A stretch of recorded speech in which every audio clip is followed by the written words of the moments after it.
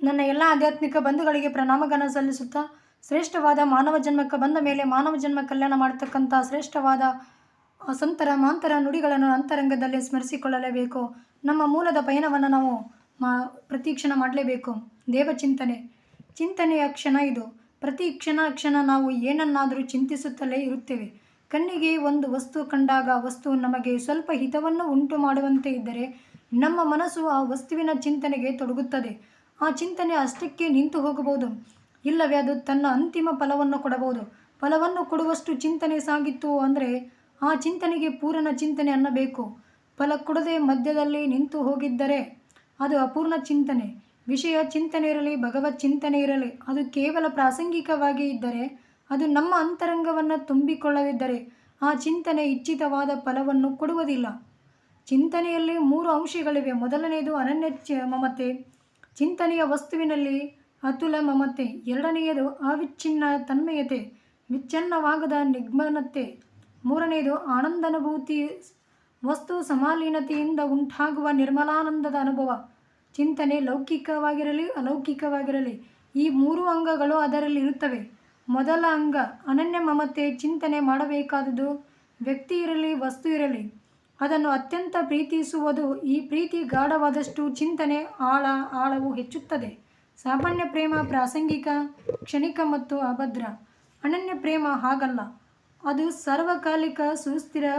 ಪ್ರೀತಿಸಿದ ವಸ್ತುವಿಗಾಗಿ ಅದು ಪ್ರಾಣವನ್ನು ತ್ಯಜಿಸಬಲ್ಲದು. ಅಷ್ಟು ಗಾಢ. ಇಲ್ಲೊಂದು ಕತೆ. ದನಪ್ರೇಮಿಯೊಬ್ಬ ಸಂತನನ್ನು ಸಂಧಿಸಿದ. ವನದಲ್ಲಿ ಅವನ ದನದ ಅನುರಾಗ ಅರಿತ ಸಂತ ಹೇಳಿದ, ಇಲ್ಲೊಂದು ಗವಿ ಇದೆ. ಸಮೀಪದಲ್ಲಿ ಒಳಗೆಲ್ಲ ಮುತ್ತು ರತ್ನಗಳು ರಾಶಿಯಾಗಿ ಬಿದ್ದಿವೆ.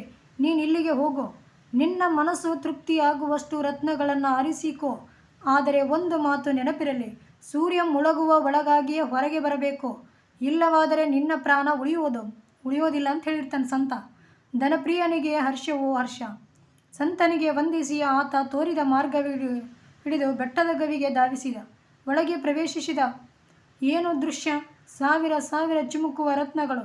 ಅವನಿಗೆ ಹುಚ್ಚು ಹಿಡಿಯುವುದಷ್ಟೇ ಉಳಿದಿತ್ತು.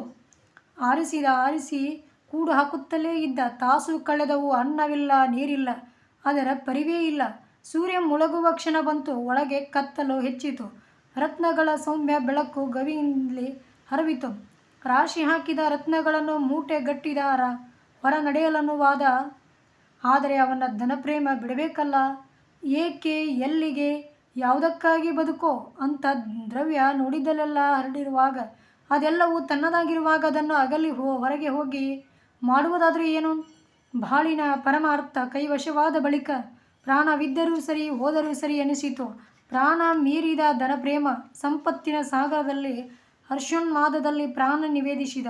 ಅದು ಅನುಪಮವಾದ ಅನನ್ಯ ಪ್ರೇಮ. ಸಾವಿನಲ್ಲೂ ಅಪಾರ ಸೌಖ್ಯವಿತ್ತ ಮಮತೆ. ಧನಪ್ರಿಯನಂತೆ ಭಗವಂತನಲ್ಲಿ ಸತ್ಯದಲ್ಲಿ ಅದೃಶ್ಯ ಪ್ರೇಮವಿರದಿದ್ದ ಭಗವತ್ ಚಿಂತನೆಯ ಬಹುಮಹತ್ವದ ಪ್ರಥಮಾಂಗ. ಎರಡನೆಯ ಅಂಗ ಅವಿಚ್ಛಿನ್ನ ತನ್ಮಯತೆ. ಸುಚಿಂತನೆಯ ವಸ್ತುವಿನ ನೆನಹಿನಲ್ಲಿ ಚಿಂತನೆಯಲ್ಲಿ ಮನಮಗ್ನತೆಯದು ತನ್ಮಯತೆ. ಅದು ವಿಚ್ಛಿನ್ನವಾಗಬಾರದು. ಜಲಧಾರೆಯತೆ ಅಖಂಡವಾಗಿರಬೇಕು. ಭಿನ್ನ ಉದ್ದೇಶ, ಅನ್ಯ ವಿಷಯದಾಸೆ ಆ ತನ್ಮಯತೆಯನ್ನು ಕೆಡಿಸಬಾರದು. ಕವಿ ನಿಸರ್ಗರಮಣೀಯ ನೋಟಗಳಲ್ಲಿ ಕಲೆಗಾರ, ಸೌಂದರ್ಯ ಸೃಷ್ಟಿಸುವಲ್ಲಿ ಸಂಗೀತಗಾರ, ನಾದ ಮಾಧುರ್ಯದಲ್ಲಿ ಇಂಥ ತನ್ಮಯತೆ ಅನುಭವಿಸುತ್ತಾನೆ. ತನ್ಮಯತೆ ಕಾರ್ಯಸಿದ್ಧಿಗೆ ಕಾರಣ. ಒಂದು ಕತೆ ಕೇಳಿ. ಒಬ್ಬ ಜನ್ನ ಗುರು, ಸುಪ್ರಸಿದ್ಧ ಜ್ಞಾನಿ, ಕಲಾನುರಾಗಿ, ಒಂದು ದಿನ ಒಂದು ಬುದ್ಧನ ಚಿತ್ರ ಬರೆಯ ಕುಳಿತಿದ್ದ. ಮಗ್ಗಲದಲ್ಲಿ ಶಿಷ್ಯ ನಿಂತಿದ್ದ. ನೋಡುತ್ತಾ ಚಿತ್ರ ಮುಗಿಯಿತು. ಹೇಗಿದೆ ಎಂದು ಗುರು ಕೇಳಿದ ಶಿಷ್ಯನಿಗೆ. ಗುರುಗಳೇ ಕ್ಷಮಿಸಿ, ಅಷ್ಟೇನು ಚೆನ್ನಾಗಿಲ್ಲ ಎಂದ ಶಿಷ್ಯ ಹೇಳಿದ. ಗುರು ಮತ್ತೆ ಬರೆದ. ಶಿಷ್ಯ ಚೆನ್ನಾಗಿಲ್ಲವೆಂದು ಹೇಳುತ್ತಲೇ ಇದ್ದ. 60 ಸಲ ಬರೆದಾಯಿತು, ತೃಪ್ತಿ ಇಲ್ಲ. ಶಾಯಿ ಮುಗಿಯುವ ಹತ್ತ ಬಂದಿತು. ಶಿಷ್ಯ ತಯಾರಿಸಿ ತರಲು ಹೋದ. ಅಷ್ಟರಲ್ಲಿ ಗುರು ಉಳಿದ ಬಣ್ಣ ಬಳಸಿ ಚಿತ್ರಿಸಿದ. ಒಂದು ಕ್ಷಣದಲ್ಲಿ ಮುಗಿದಿತ್ತು ಚಿತ್ರ. ಶಿಷ್ಯ ಬಂದ ನೋಡಿದ. ಗುರುಗಳೇ, ಅದ್ಭುತ!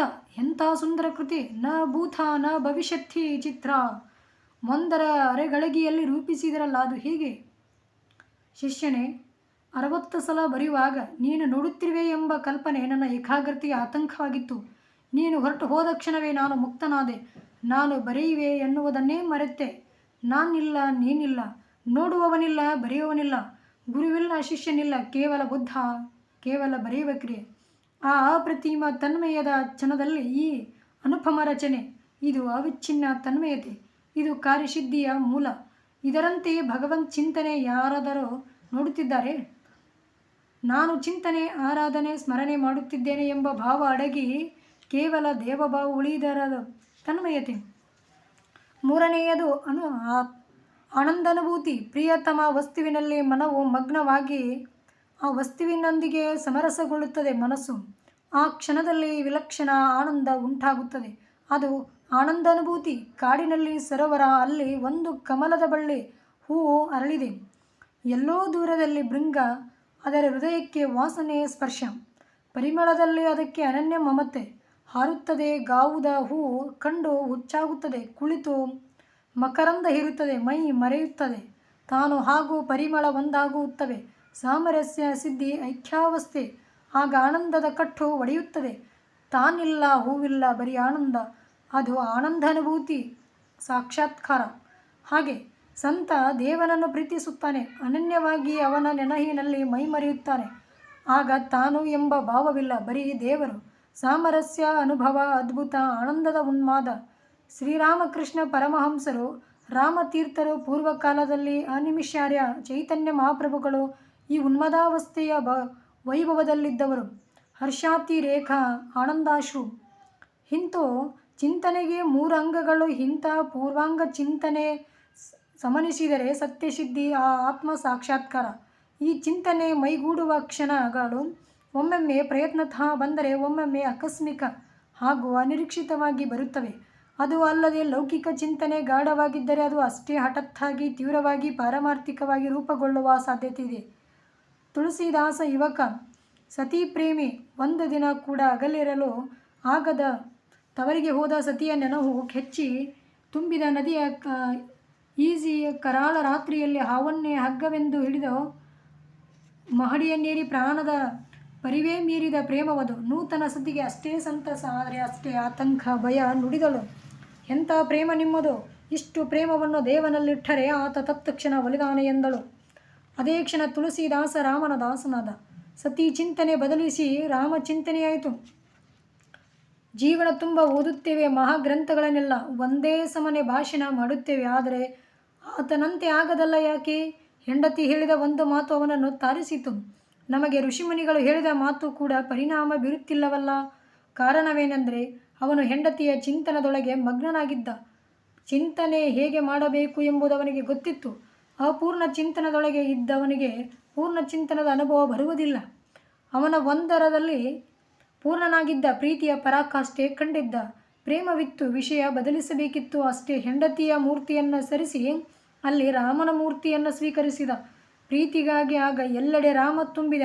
ನೋಡಿದಲ್ಲೆಲ್ಲ ರಾಮ ಕಂಡ. ಬಹು ಮುಖ್ಯವಾದುದು ಚಿಂತನೆ, ಸರ್ವಾಂಗಪೂರ್ಣ ಚಿಂತನೆ, ಗಾಢ ಚಿಂತನೆ. ಇನ್ನು ಚಿಂತನೆಯ ವಿಷಯ ಭಗವಂತ ಅಲ್ಲವೇ? ಭಗವಂತನೆಂದರೆ ಏನು, ಯಾರು ಅರಿಯುವುದು ಅಷ್ಟೇ ಅವಶ್ಯ. ಈ ಹೂವಿನಷ್ಟು ಸ್ಪಷ್ಟವಾಗಿ ದೇವ ಕಂಡಿದ್ದರೆ ಚಿಂತನೆ ಸುಲಭವಾಗುತ್ತಿತ್ತು. ಆದರೆ ಹಾಗಿಲ್ಲ. ಆತ ಏನು, ಎಲ್ಲಿ, ಎಂಥವ ಎಂಬುದನ್ನರಿದರೆ ಚಿಂತನೆ ಹೇಗೆ ಸಾಧ್ಯ ಹೇಳಿ? ಅಜ್ಞಾತ ವಸ್ತುವನ್ನು ಪ್ರೀತಿಸುವುದು ಹೇಗೆ? ಅದರ ನೆನಹಿನಲ್ಲಿ ನಿಮಗ್ನತೆ ಹೊಂದುತ್ತೇವೆ. ನಮ್ಮಲ್ಲಿ ಅನೇಕರು ಪೂಜಿಸುತ್ತೇವೆ, ಧ್ಯಾನಿಸುತ್ತೇವೆ, ಜಪಿಸುತ್ತೇವೆ ಜೀವನದ ತುಂಬ. ಆದರೂ ಚಿಂತನೆಯಾಗದು, ತತ್ಪರ ಅವಸ್ಥೆ ಅಳವಡದು. ಕಾರಣ ಸ್ಪಷ್ಟ. ನಮಗೆ ದೇವ ವಿಷಯದಲ್ಲಿ ಸ್ಪಷ್ಟತೆ ಇಲ್ಲ. ಹೀಗಾಗಿ ಬಹುತೇಕ ಸಾಧಕರ ಸಮಸ್ಯೆ ಮನಸ್ಸು ನಿಲ್ಲುತ್ತಿಲ್ಲ ಧ್ಯಾನದಲ್ಲಿ ಎಂದು. ಎಲ್ಲಿ ನಿಲ್ಲಬೇಕು ಎನ್ನುವುದೇ ತಿಳಿಯದೆಂದಾಗ ನಿಲ್ಲುವ ಪ್ರಶ್ನೆ ಎಲ್ಲಿ ಬಂತು ಹೇಳಿ? ಒಬ್ಬ ಸಾಧಕ ಧ್ಯಾನ ಸಾಧನೆ ಮಾಡುತ್ತಿದ್ದ. ಮನಸ್ಸು ನಿಲ್ಲುತ್ತಿರಲಿಲ್ಲ. ಏನು ಮಾಡಬೇಕು ತಿಳಿಯದು. ಮಾರ್ಗದರ್ಶನ ಪಡೆಯಲು ಓರ್ವ ಸಂತನ ಬಳಿ ಹೋದ. ತನ್ನ ತಾಪ ತೋಡಿಕೊಂಡ. ಈ ದುಷ್ಟ ಮನಸ್ಸು ನಿಲ್ಲುತ್ತಲೇ ಇಲ್ಲ ಸಂತರೇ, ಉಪಾಯ ಹೇಳಿ ಎಂದ. ಆಗ ಆ ಮನಸ್ಸು ಹೇಳಿತು, ಸಂತರೇ ಸ್ವಲ್ಪ ಕೇಳಿ. ಈತ ಧ್ಯಾನ ಮಾಡು, ಚಿಂತಿಸು, ಸ್ಥಿರವಾಗಿ ನಿಲ್ಲು ಎಂದು ಹೇಳುತ್ತಾನೆ ವಿನಃ ನಾನು ಎಲ್ಲಿ ನಿಲ್ಲಬೇಕು, ಏನು ಧ್ಯಾನಿಸಬೇಕು ಎಂಬುದನ್ನೇ ಹೇಳುವುದಿಲ್ಲ. ತಪ್ಪು ಯಾರದು? ತಾವೇ ಹೇಳಿ. ಈ ಕಥೆಯ ಸಾಧಕನ ಸ್ಥಿತಿ ನಮ್ಮ ಸ್ಥಿತಿ ಭಿನ್ನವೇನಲ್ಲ. ಮನಸ್ಸು ಸಾಮಾನ್ಯವಲ್ಲ. ಅದು ಚಲಿ, ಅಭಿಮಾನಿ. ಅದರ ಹಿಡಿತ ಬಹುಭದ್ರ. ನೀವು ಯಾವುದನ್ನು ಪ್ರೀತಿಸಲು ಹಿಡಿಯಲು ಹೇಳಿವಿರೋ ಅದನ್ನು ಎಷ್ಟು ಗಟ್ಟಿಯಾಗಿ ಹಿಡಿದಿತ್ತೆಂದರೆ ನಂತರ ಅದನ್ನು ಬಿಡಿಸುವುದೇ ಕಷ್ಟ. ಬುದ್ಧನ ಮನಸ್ಸು ಅವನನ್ನು ರಾಜ್ಯ ಬಿಡಿಸಿ ಅರಣ್ಯ ಕೊಯ್ದಿತ್ತು. ಸತ್ಯ ಸಾಕ್ಷಾತ್ಕಾರದವರೆಗೆ ವಿರಮಿಸದಂತೆ ಮಾಡಿತು. ಮನಸ್ಸು ಒಳ್ಳೆಯದೇ, ಅದನ್ನು ಜಾಣ್ಮೆಯಿಂದ ಉಪಯೋಗಿಸಬೇಕು. ಅದನ್ನು ದೇವಚಿಂತನೆಗೆ ವಿನಿಯೋಗಿಸುವ ಮುಂಚೆ ದೇವನ ನಿಜವಾದ ತಿಳಿವನ್ನು ಪಡೆಯುವುದು ಅನಿವಾರ್ಯ. ದೇವನ್ಯಾರು ಸುಲಭವಾಗಿ ಅರಿಯುವುದಾದರೆ ಅವನು ಸತ್ಯ, ಶಿವ, ಸುಂದರ. ಅವನು ಮಧು, ಸೂರ್ಯೋದಯ, ಸೂರ್ಯಾಸ್ತ, ತೇಲುವ ಮೇಘಗಳು, ಬೀಸುವ ಗಾಳಿ, ಮಿನುಕುವ ನಕ್ಷತ್ರ, ಹೊಳೆ, ಹಳ್ಳ, ಗುಡ್ಡ, ಬೆಟ್ಟ, ನೋಟಗಳನ್ನು ಮುಗ್ಧಗೊಳಿಸುವ ಸೌಂದರ್ಯ ಅವುಗಳಲ್ಲಿದೆ. ವ್ಯಷ್ಟಿ ಸಮಷ್ಟಿಗಳಲ್ಲೆಲ್ಲ ಮೆತ್ತಿಕೊಂಡಿರುವ ಈ ಮೆರಗು ದೇವನೇ ಸರಿ. ಸುಂದರ ವಸ್ತುಗಳು, ವ್ಯಕ್ತಿಗಳು ಭಿನ್ನ ಭಿನ್ನ, ಅಸಂಖ್ಯ. ತಾಯಿ, ಹೆಂಡತಿ, ಮಕ್ಕಳು, ಮನೆ, ಮಂದಿರ, ವನ, ಸಾಗರ, ಆಗಸ, ಎಲ್ಲೆಡೆ ಸೌಂದರ್ಯ. ಆ ವಸ್ತು ವ್ಯಕ್ತಿಗಳನ್ನು ಮರೆತರೆ ಅವುಗಳಲ್ಲಿ ನೆಲೆಯಿಂದ ಸೌಂದರ್ಯ ಒಂದು. ಅದರಲ್ಲಿ ಭೇದವಿಲ್ಲ. ಅದ್ವಯ ವಸ್ತುಗಳಿಗೆ ಸೀಮಿತವಾದ ಸೌಂದರ್ಯ ರಾಗದ್ವೇಷಕ್ಕೆ ಕಾರಣವಾದೀತು. ಆದರೆ ಸೀಮೆಯನ್ನಳಿದ ಸೌಂದರ್ಯ ದಿವ್ಯ ಭವ್ಯ. ರಾಗಾದಿಗಳ ಆಚೆಗಿನ ಸತ್ಯ ಆ ಸೌಂದರ್ಯ ಹಾಗೂ ಭಗವಂತ ಬೇರೆಯಲ್ಲ. ಇಷ್ಟು ನಾನೀಗ ಇದು ಹೂವಿನ ಸೌಂದರ್ಯ, ಇದು ಮಗುವಿನ ಸೌಂದರ್ಯ, ಇದು ನಗುವಿನ ಸೌಂದರ್ಯ, ಹೀಗೆ ಎಲ್ಲ ಪ್ರತ್ಯೇಕಿಸಿ ನೋಡುತ್ತೇನೆ. ಇದನ್ನು ಬಿಟ್ಟು ಹೂವಿನಲ್ಲಿ, ಮಗುವಿನಲ್ಲಿ, ನಗುವಿನಲ್ಲಿ ಇರುವ ದೇವರ ಸೌಂದರ್ಯವನ್ನು ನೋಡಬೇಕು. ಅದಕ್ಕಾಗಿ ವಿಶಿಷ್ಟ ದೃಷ್ಟಿ ಬೆಳೆದು ಬರಬೇಕು, ತೆರೆದು ನಿಲ್ಲಬೇಕು. ಹಾಗೆ ಸೌಂದರ್ಯದಲ್ಲಿ ದೇವನನ್ನು ಗುರುತಿಸುವುದು ಚಿಂತನೆ. ದೇವಚಿಂತನೆ ದೃಷ್ಟಿ ಎಲ್ಲವನ್ನು ಬದಲಿಸುತ್ತದೆ.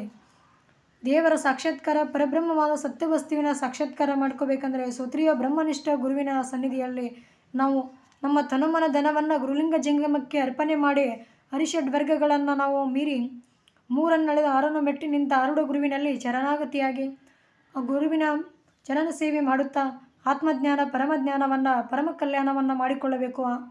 ಶ್ರೇಷ್ಠವಾದ ಮಾನವ ಜನ್ಮ ಬಂದ ಮೇಲೆ ಮಾನವ ಜನ್ಮ ಸಾರ್ಥಕತೆಯನ್ನು, ಮಾನವ ಜನ್ಮ ಕಲ್ಯಾಣ ಮಾಡ್ತಕ್ಕಂಥ ಗುರುವಿನ ಅನುಭವದ ನುಡಿಯನ್ನು, ಅಮೃತವಾಣಿಯನ್ನು, ದೇವವಾಣಿಯನ್ನು ನಮ್ಮ ಅಂತರಂಗವನ್ನು ಸ್ಪರ್ಶೆ ಮಾಡಿ ಅಂತರಂಗ ಹೃದಯದಲ್ಲಿ ಪರಮಜ್ಞಾನವನ್ನು ತುಂಬಿಕೊಳ್ಳಲೇಬೇಕು.